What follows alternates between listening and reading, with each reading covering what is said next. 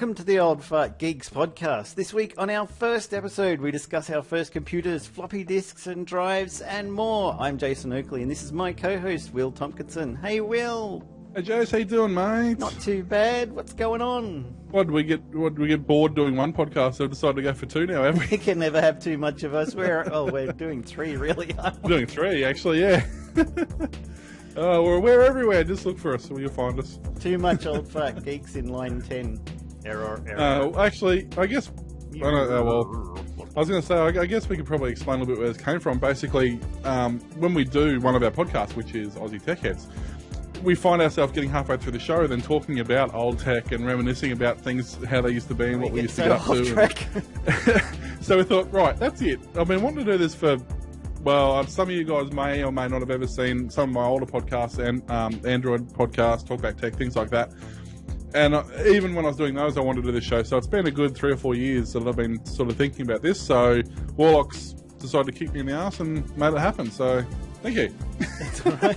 Oh, by the way, I'm going to refer to him to Warlock a lot because it's his gamer tag, and we spend way too much time knowing each other as said gamer tag. And he's Mr. T.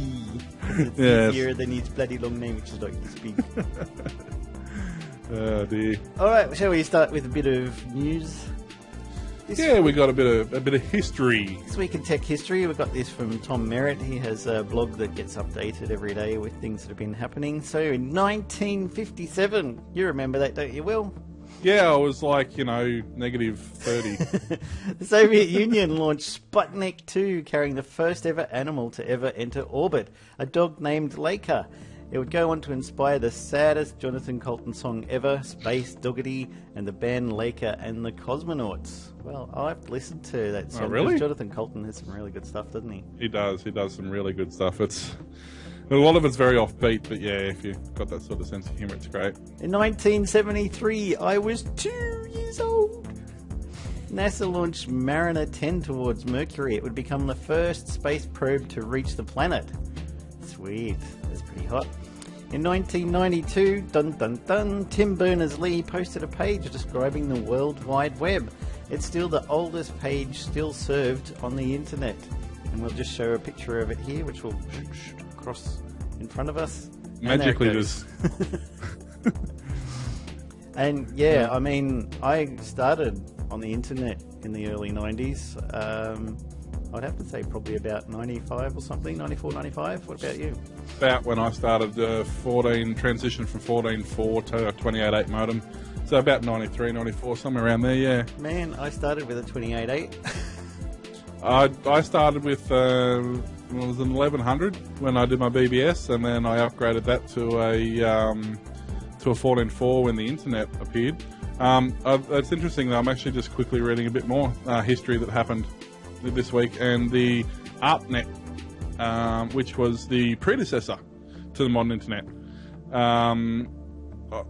Ironically, about the same time the internet started, the ARPANET started failing in October 1980. It just randomly started failing. Wasn't due to that worm, was it? We were talking about before.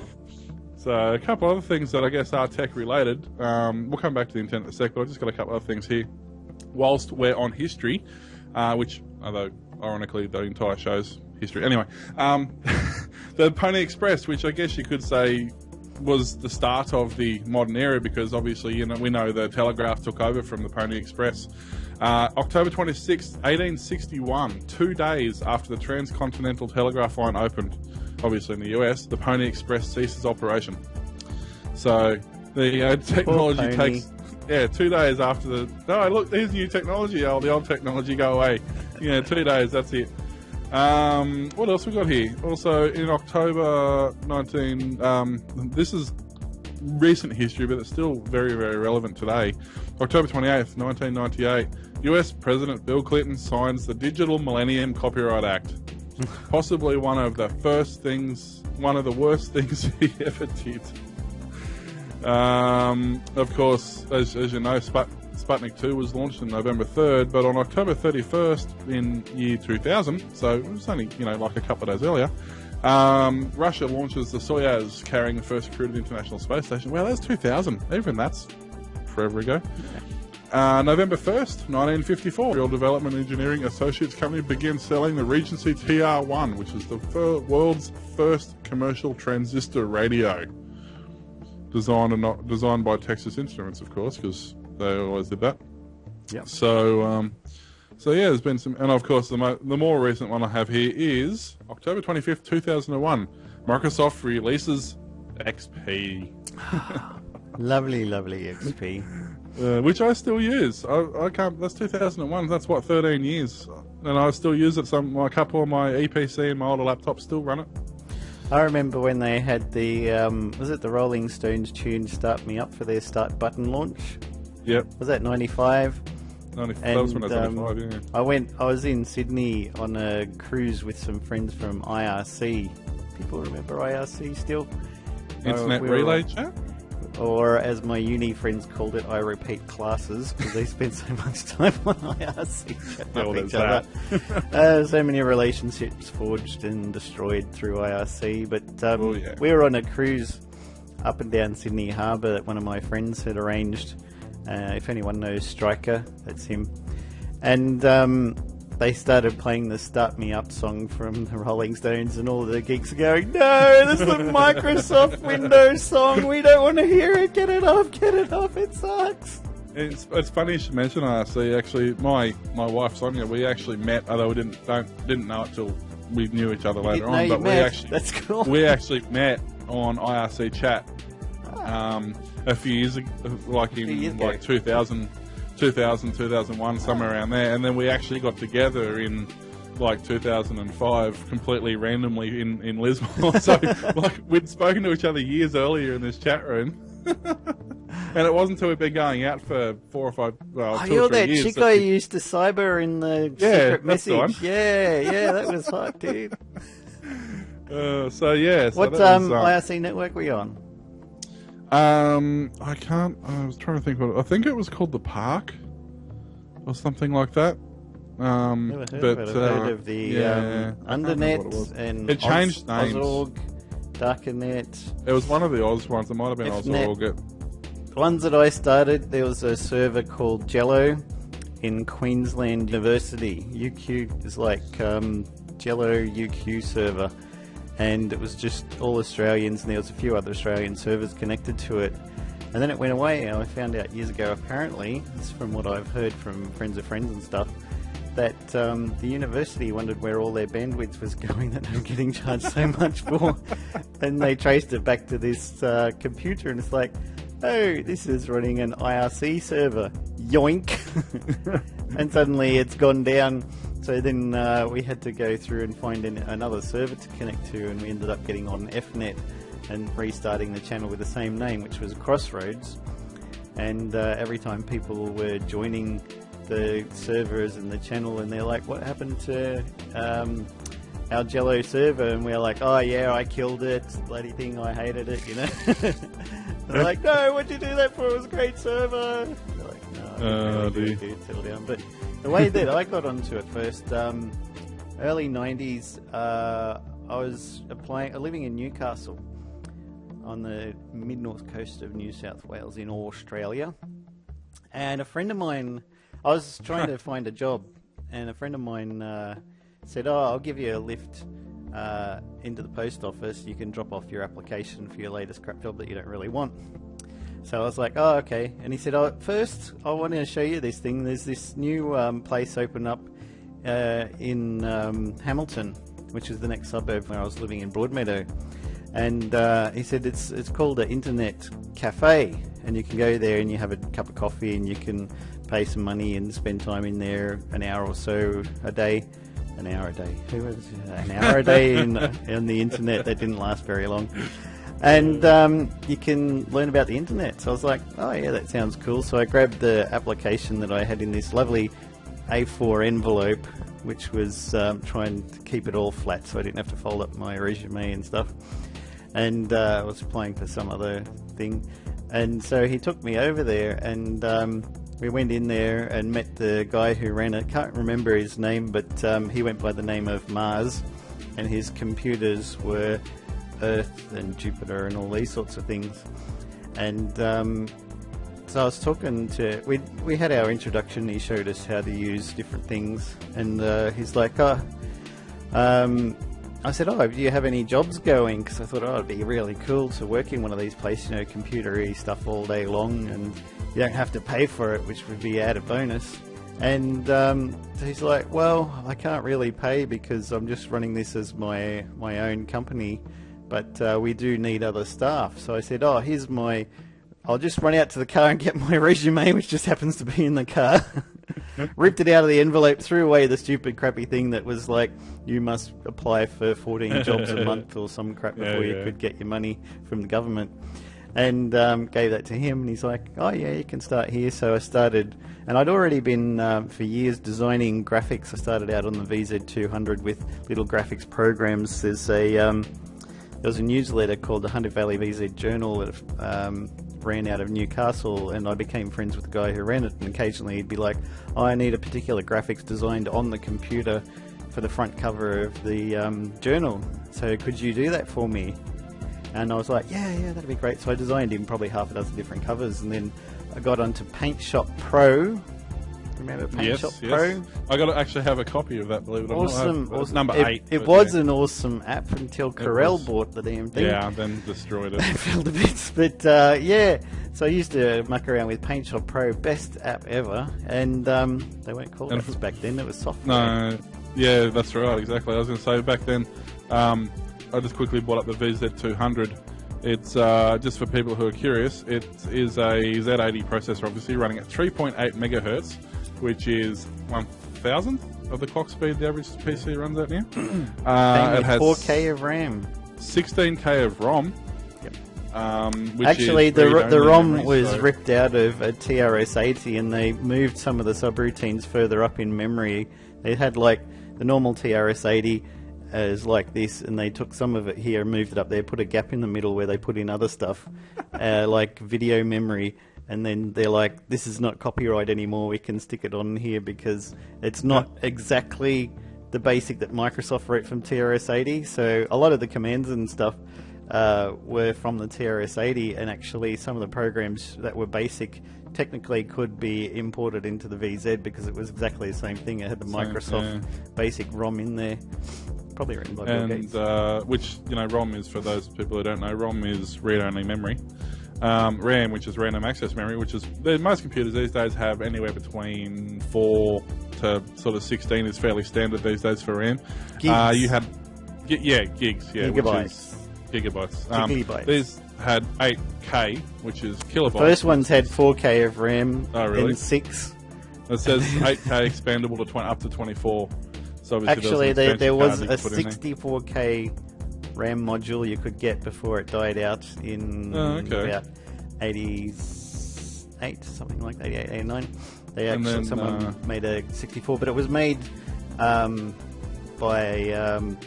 Video Technology, and they had the Laser 110, Laser 210, Laser 310 in Germany, where it was hugely popular.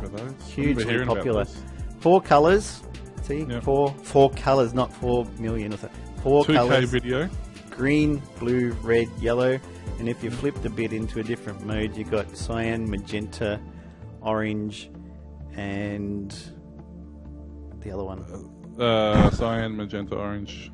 Yeah. What's left? Grey, black, white. I don't know, one of those. Cyan. So yes, so you had, and you did all that with 2K. 2 kilobits of video RAM. Resolution 64 pixels by 128. 128 yeah, by 64. 120 by 64 with 32 by 16 lines of text or 64 by 32 lines of graphics in 8 colours. Yeah. And the graphics were in 2 sets of 4 colours, as you just said. Had a single voice with 31 frequencies and 9 durations. Yeah, the old piezo. So if you've ever heard a floppy drive moving backwards and forwards, it sounds somewhat similar to that. Floppy drive? You're talking some weird stuff there, Sonny. So, and of course, software was basic in-ROM software, or you could buy programs and applications on cassettes. Which was, anybody who ever had a Commodore 64, which was a fairly popular system, probably knows all about cassettes. That's where I learned all my assembly programming. I first did assembly programming for Z80, then 6502 when I got Commodore 64. Didn't do anything major, just a few demo-y things, but winding back to where I had gone off track again. Paint Shop Pro, so I started doing graphics and stuff for the company.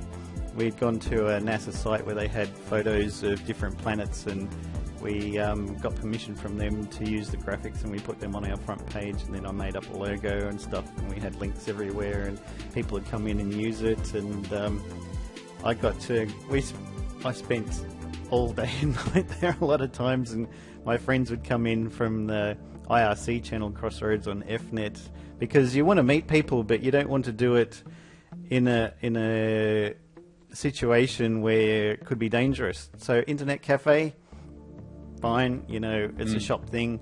It's going to be a bit more safer than just meeting some random guy off the internet that you've never even seen a picture of. So we'd have people come into the cafe. The cafe had put on something. We get a bit of catering from a shop next door, and people would come in. We have a bit of a chat, get to know people, let them use the internet free during the time they were there, and we got to chat to other friends and got to know people. I had two of my friends were looking for something to do because we were all unemployed and we didn't get paid, but we got free internet, so we worked shifts, the three of us plus the manager and one or two other people who'd already been working there, so we all got to know each other, and we'd only call ourselves by our internet handle. So I was always Warlock, and there was Harlequin was one of the guys. Chainsaw was my friend who introduced me to it. Mars, as I said before, there was a girl called Smuth, SMUTH. She was she started working there a while after us. My friend John was Cytone, and another friend was Spy, SPIE, and we all just ran the place. It was great, We'd stay there all night and finish at like 8 in the morning and go home, and the boss would come in at 9 o'clock to open up the shop for the next day, and the urn is still hot from for the coffee because we'd been up drinking it all night. So yeah, we had great fun there, and so I wanted to be able to get on the internet at home, so I went around and looked at some shops, found a book on something like internet etiquette or something like this, and it told you how to use things like Gopher and Veronica and web pages, FTP and all of this. So I read through that, and it had a coupon at the back of it, sign up with Oz Email, and something like $5 an hour or something. And if you buy a 28.8k modem, so I went and did that, signed up, and that's how I got into this business. Over to you for your story. I need a break. No, mine's not half as glamorous as that. I basically just grew up always playing with stuff, and I got given a lot of second-hand stuff and a lot of older stuff, because obviously I was born in 81, so by the time I was 10, hey, young sort fellas. Yeah, exactly. And yet you had a 14.4 before me, and even slower one than that, and I didn't start. Well, I had an acoustic coupler. I had an acoustic coupler on my Commodore 64. So, dude. So mine was SneakerNet. The reason I got a Commodore 64, it was that or an Amstrad CPC 464. I knew one guy at school who had an Amstrad. I knew three who had a Commodore 64, and I was at my local news agency where I'd worked as a paperboy for a while to get some money in that, until I got hit by a car, which put a dent in both my bike's tyre and myself and my career. And I was just looking through some computer magazines, and this guy has walked in, and he's like nearly double my age at that stage. I was only like 14 something, and he's like, oh, you're like VZ Computers and Commodore 64. I'm like, yeah, and we got chatting, and then we ended up becoming best friends, and I spent too much time at his place in the end. He was like, my wife says that you can't come around on Sundays anymore because you're here every other bloody day of the week. So could you take... We just had so much fun talking about computers, trying out games and stuff, and he had Commodore 64 and another three guys that he knew who had them. So we used to just visit each other, and we had like a club. We go to each Friday night, we go to a different person's house, and we just swap games and play games and talk computer-y stuff and have pizza or dinner or whatever there, and just had a really good time swapping discs. So I guess if you want to talk about my my sort of first introduction to computers, Mine was the Commodore 64 was my main... I mean, I had consoles prior to that. I did have the Atari 2600 and, you know, even before that I had some other consoles. But I guess if you want to start it with computers, I guess technically would be the Commodore 64.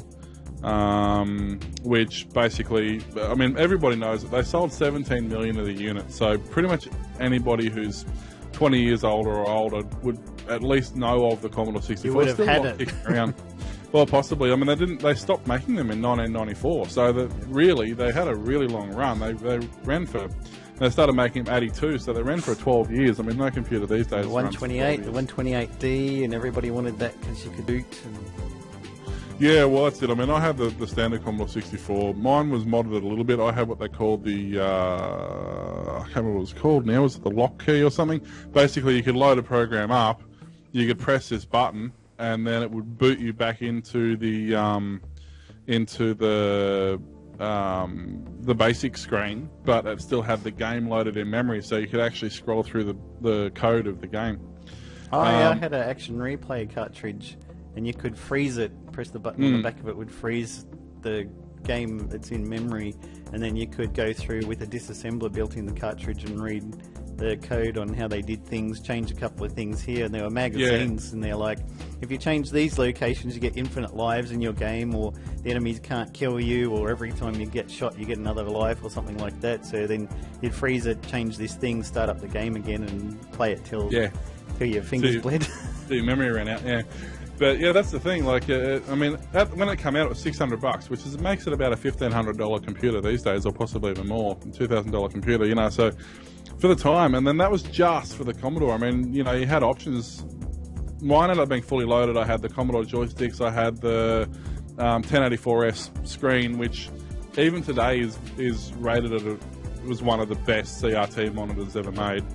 You know, I had the tape drive. I had 1541 floppy. No, I never had a floppy drive on mine. I only ever had the tape drive. Yeah, mine didn't come with the floppy, but the 1541 was the 5.5, and then they actually did later on release right at the last of the run. I think they started swapping. I think there was the Caddy you could buy, which I think they called the 1541C or something. It had a drive in it, but you could actually take the drive out and put a 3.5 in there. I had the 1530, which was the data set or the cassette. Yep. I also had the Commodore MPS 802, which was no, it wasn't the MPS 802. Sorry, that was the standard dot matrix printer. It looked very similar, but it was actually a printer plotter. It did A3. It was a printer plotter. I had a thermal printer, which is what all of the shops use now, so that your receipts will fade, so that you can't claim warranty on them. And that was the worst thing. And after about 6 months or something, the top half of the print head wouldn't print, so it would only print the bottom half of any line that it tries to draw off the screen. Would only do the bottom half of it. So I ended up writing all of my text that I wanted to print out in superscripts or subscripts, so it would drop it down and have this tiny writing, but it could still print out. It came with the 1351 was the mouse. Ironically, it's exactly the same mouse that was used in the Amiga 500. The modem, the VIC modem, that was what was attached to my acoustic coupler, and that's how I could go to the billboards, BBSs. Never went to BBS.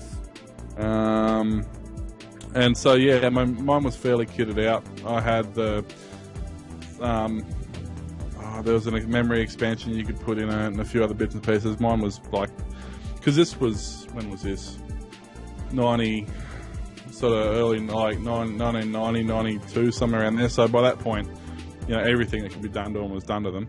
But I never really learnt.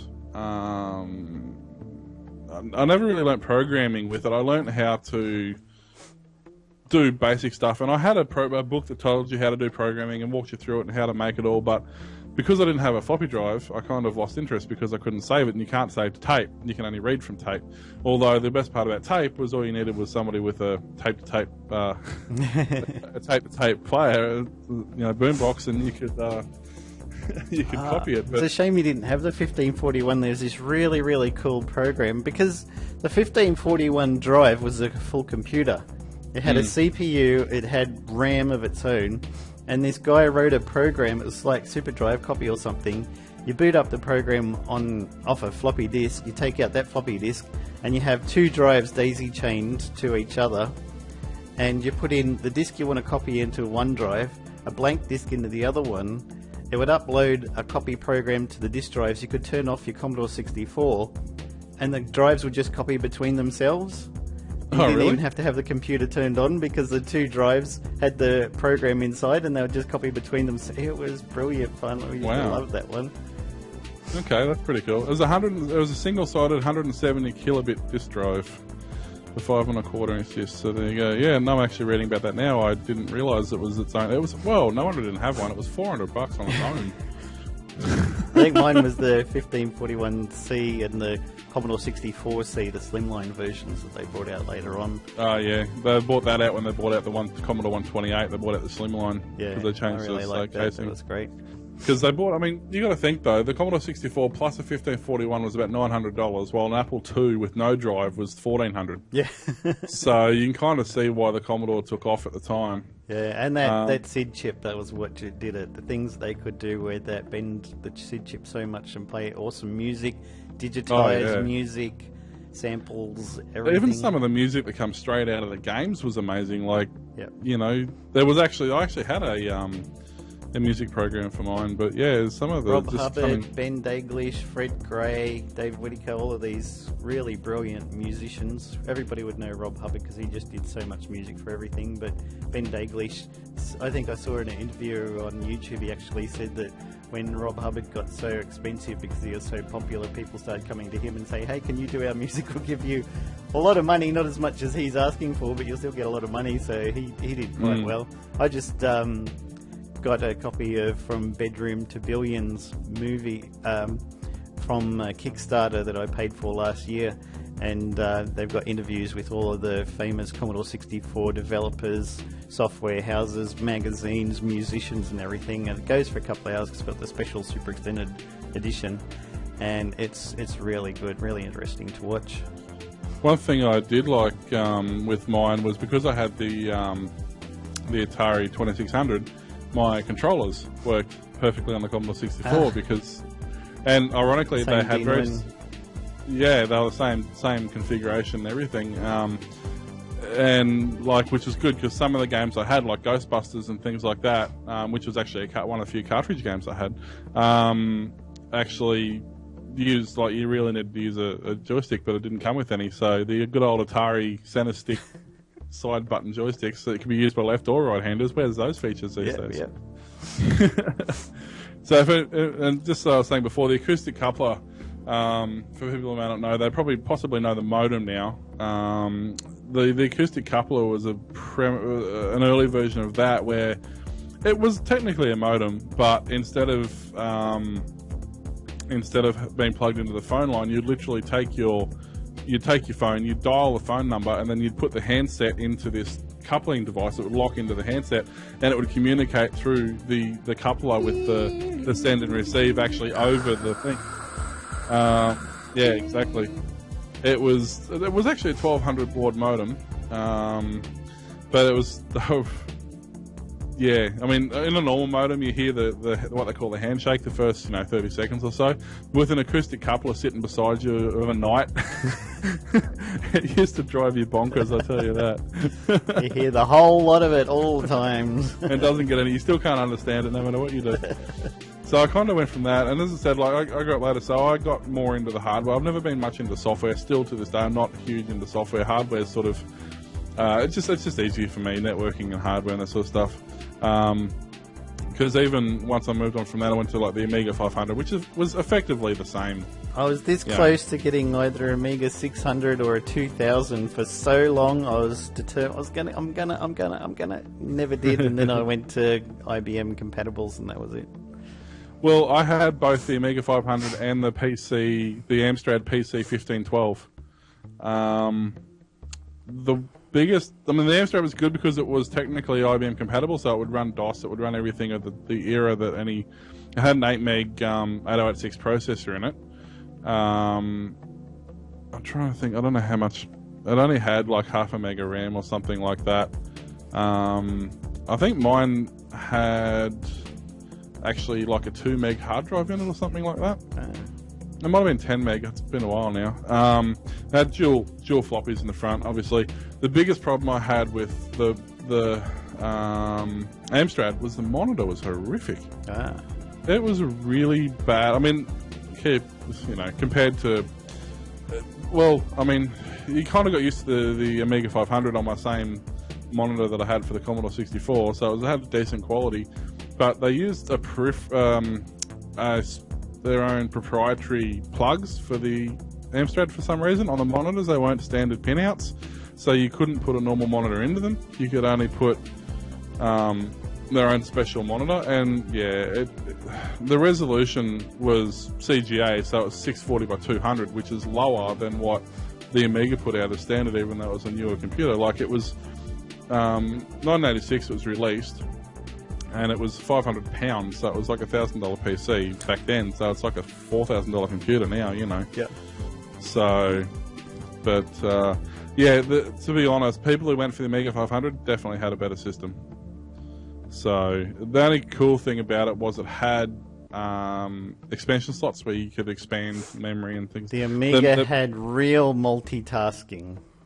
Yeah, well, First that's right. one, IBM stuff didn't for so long. For so long. Well, up until Windows 95 it didn't. So even Apple stuff did. There's another brand that wasn't really known here. It was huge in the UK. It was called Acorn. That was the same sort of thing. That was they were a powerhouse of a system at the time. It was one of the things my friend with the Amiga always laughed at me, because whenever your PC tries to write to the floppy disk, the whole computer would lock up until it was finished, and his Amiga would read right off the floppy disk no problem, because it was written in C, multitask. It'd read a disk that had been through a nuclear holocaust. Like, those, I don't know what they did to those discs, but damn, they would just read. You could throw it in the oven for an hour and it'd still read the bloody things. They were amazing, and they just continued. My nephew's actually got my old one, and it's got the copies of discs that I made back when I had it 20 years ago, and they're still working. It's amazing. My floppy drive, 1541 for my Commodore 64, dropped it in a gutter full of water. It wouldn't read discs for a while, because when you put the disc in, the motor was spinning backwards, and that doesn't work too well for reading discs. Luckily, I had one of our friends that we used to visit in the Commodore 64 club was a repair guy, and he got lots of visits from me, such as when the other guys go, they were all really, really technical and knew about all of electronics and resistors and everything, and I was learning, because as I said, I was a young teenager, and they're like, oh look, you can put this little mod into your drive, and every time it writes to the drive, it flashes a little LED that you drill a hole through the front of your drive, put this LED there, and every time it's writing, it flashes as well as reading, so you could tell what it was doing. But then if you add in this bit of circuitry, you could also get it to beep while it's doing it, so you hear this little beep, beep, beep, beep, beep, beep. That wouldn't be annoying at all. Well, it was okay, because you could hear when the drive was being written to, if there was some program that was being a bit dodgy, or it was just fun to do a mod. So I'm like, okay, I can do a mod. I already got them to show me how to do the LED. So I'm like, right, I've got a little speaker here, and I'll take this wire and put it on there, and this wire and put it on there, and solder that in. Now turn on the computer, get the floppy drive going, and it went tick and stopped. And I was like, that's not enough. Maybe it needs more power. Get out my multimeter. Which one of these lines here has got more electricity? That one does. Okay, let's unsolder it from there. Solder it on there. What's that noise? Oh crap, I didn't turn off the drive. Turn it off. Dad's circuit breaker was nearly ready to explode because of the power going into the drive and then down into the soldering iron and then back out. I didn't electrocute myself that time. I've made. Well, it was they were unregulated power supplies, thankfully. The weird part is they're a 9-volt power supply, which I don't understand why, because the motor, if I remember correctly, the motor was 6-volt, which and the heads, the stepper motors for the heads were either 3 or 5. Right, So as to why it was a 9-volt power supply, I'm not quite sure what that was about. Probably saved my life. I mean, first time I got electric, I've always been a computer geeky type. When I was 4, electrocuted myself. Dad had a cable in the kitchen drawer that he'd had some old device from the kitchen or something, and he cut the cable off, threw the device away, but kept this cable that had bare wires at the end of it and a plug that would go into the wall at the other end. And I'm 4 and I'm like, oh, I'll pull this out of the drawer. What if I plug that in there and then I'll switch that on? That's not doing much. Oh, here's Mum's Mixmaster on the bench. What if I get the plug from there and touch it to the wires on the back of the... Got thrown across the room and knocked out. Mum and Dad come in. What are you doing? Nothing. What? I've got all this black soot up my arms, and they're like, what are you? I was like, I got the Mixmaster and plugged it into those wires over there. They're like, geez, kid, you're lucky you didn't kill yourself. Yeah, no, similar exploits. So I've been electrocuted 3 or 4 times. There's only a couple I can remember. You can't be a geek without having that happen, right? No, that's it. And you're a true geek. I mean, I nearly got done. Oh, actually, I did get zapped, a couple of months ago now. I was replacing a fan in a power supply. The power supply was unplugged, but I was having a bad day and not thinking that capacitors still hold a heap of voltage. So I've pulled the board out, and I've just gone, I need to put this somewhere, and I've just put it in my hand. Zap! Whack! The board from the power supply bounced off my hand and went across the room. Oh, I'm like, okay, so yeah, it's easy reflex. Pretty much. Yeah, my friends used to like doing that. You charge up a capacitor, go, can you hold on to this for me? Oh, yeah. Sure. Ow.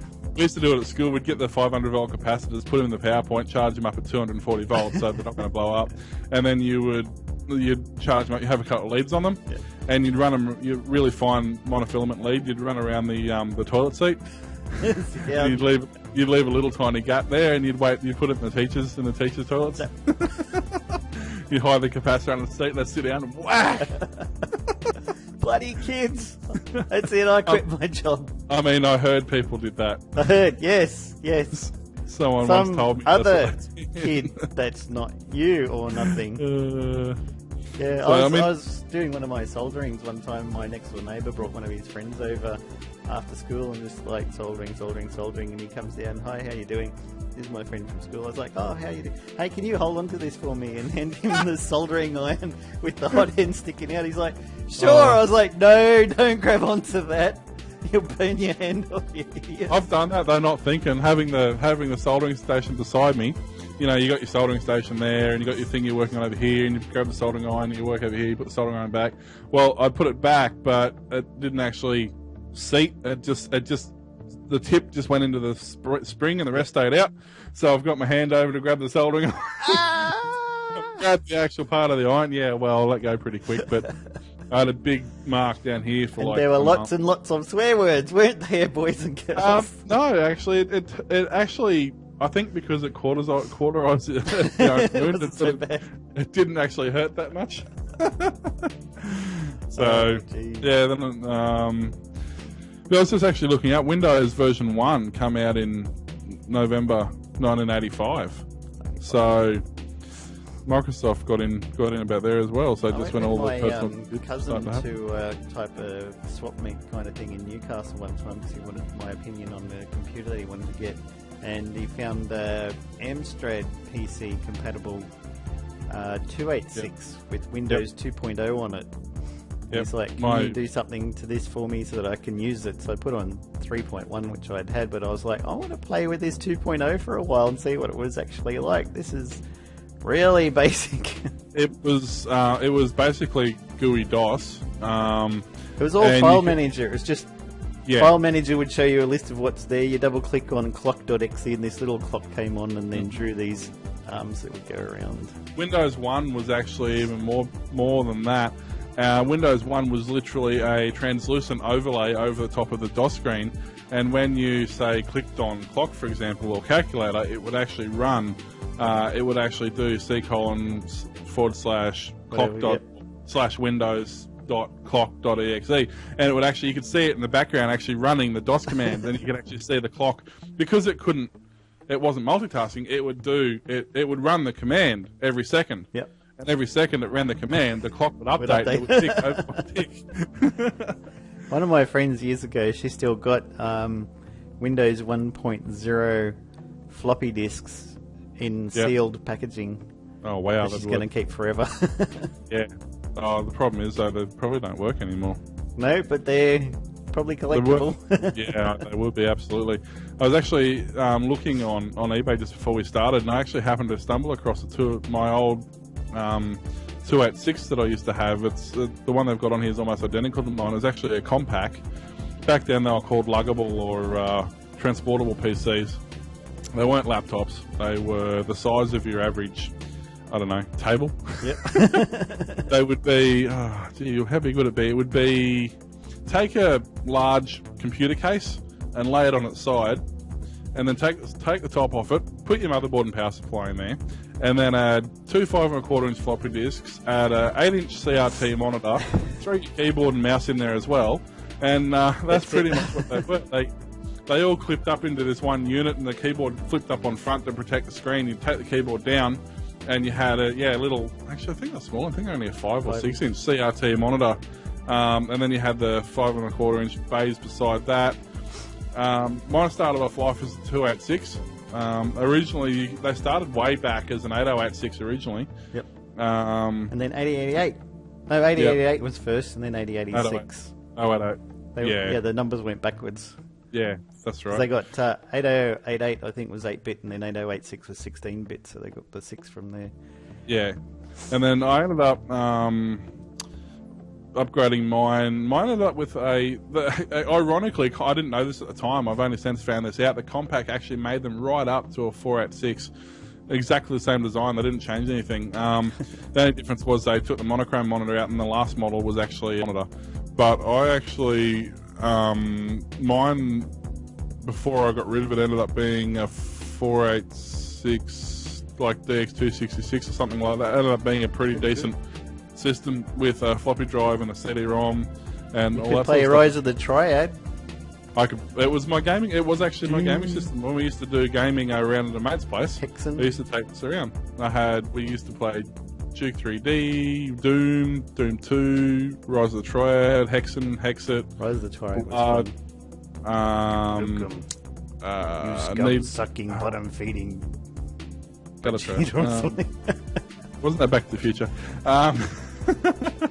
What else? That's what we used to love, because you set up your own LAN while you're playing Duke Nukem, and you could press the function keys that would send preset cursors to the other person. Yep. I'm trying to think of what other games it was back then. Worms, like Wacky Races or something like that. The original Need for Speed, I think, was there at the same time. So that was all on the good old BNC networking. Yep. We had a lap link that we set up. Serial cable from one room to the other. I've got my actually, I think if I look over on the floor over there, my laplink cable is actually sitting over there. Believe it or not, I was actually using it not that long ago.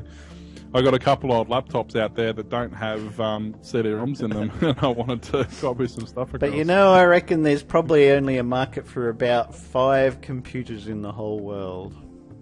Yes, but nobody will ever need more than 16K 640K RAM. Anyway, I think we'll have to wrap up this first episode, because it's gone for a bloody long time for a first pilot episode.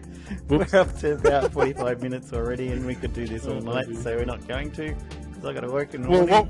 What we might do is do it all night and then break it up into 4 episodes. Multi-part. Lilo Dallas, multi-part. Oh, dear. And thanks for listening and watching the first pilot episode of the Old Fart Geeks podcast. Make sure you subscribe in iTunes or your other favourite podcast application once I get that ability set up and register with Apple and stuff. You can also watch the show, definitely. You're probably watching it now, because it's the only way to watch it on YouTube. At youtube.com/oldfartgeeks. Don't forget to subscribe so you keep up to date with our shows. Don't forget, as always, you can follow us on Twitter. Our accounts are at Warlock, WAULOK. I'm going to get shot for getting that wrong. And at Mr. Tompkinson, MRTOMKINSON. Our show account has been corrected and is now Old Fart Geeks, as opposed to Old Geek Farts, which was nearly a really bad Twitter handle. Anyway, music for our show is provided by the Free Music Archive. I apparently can't speak. Thanks for listening. Have a good night, guys.